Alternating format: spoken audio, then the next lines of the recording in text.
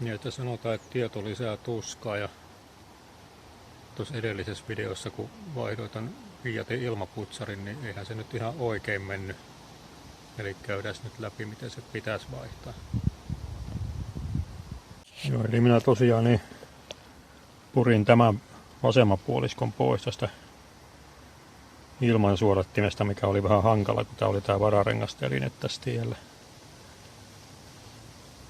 Oikeastihan se pitää purkaa niin päin, että puretaan tästä tämä panta auki, niin tää lähtee tää pönttö, tää puolisko pois paikalta, ja sitten se pitäisi onnistua paljon helpommin. Katsotaanpa. Niin, eli se lähtee siitä, että otetaan tässä tää ilmaletku irti.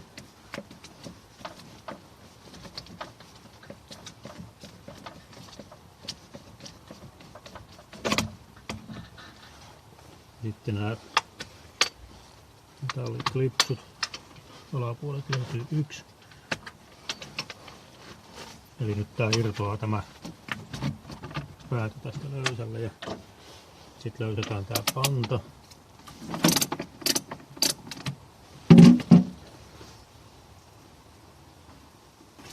Noin lähti panta auki. Se on tällainen väliholkki pannan päiden välissä, ei hävitetä sitä. Eli nyt tää pönttö on irti. Tää pitäisi olla tilaa nyt sen verran, että sen saa täältä jollakin keinolla pois. Tästä panta tuonne ja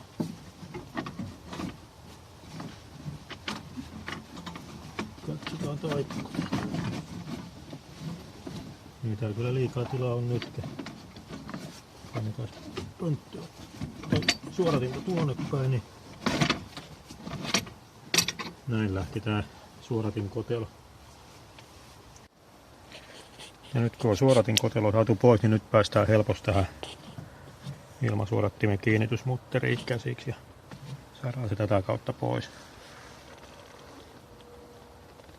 Koska minulla on täällä jo uusi suoratin, mikä siinä edellisessä videossa laitoin, niin pistetään tämä takaisin.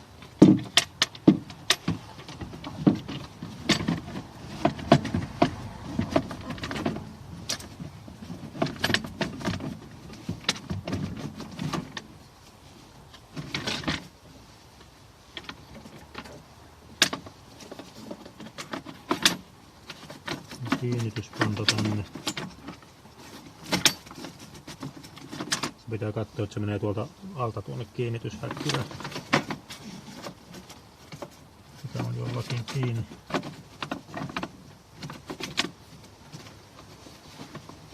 Noin. Tää sellaisia asentoja, että saadaan tuo putki sitten paikalle. Suunnilleen tuossa. Niiskytään paremmin, jos laitetaan ensiksi nämä klipsut tänne.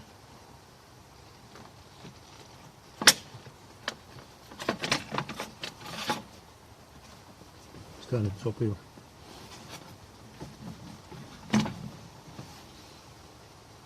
Tämä näyttää aika hyvältä.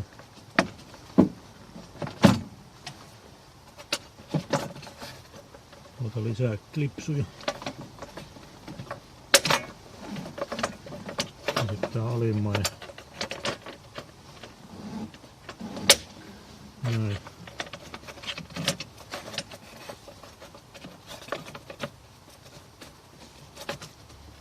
Nyt tää lukitusponto pitäisi saada oikeaan kohtaan.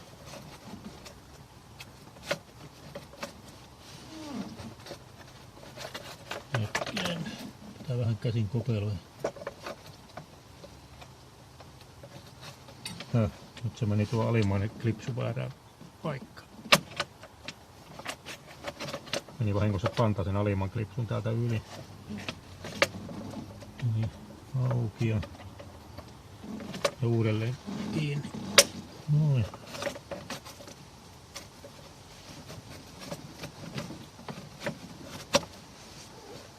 Nyt se on oikeassa kohdassa.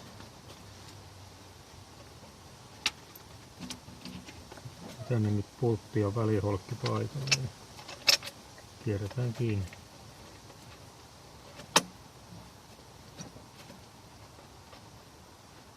Kumma kun kädet mustuu täälläkin puolella konehuonetta.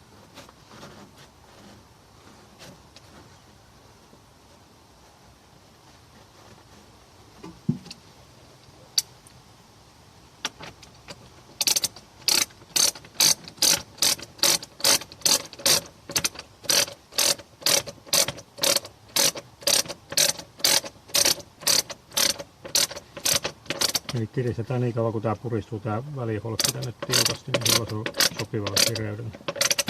Noin. Se on taas kasassa. Paljon helpompaa tää näin päin olisi vaihtaa tää.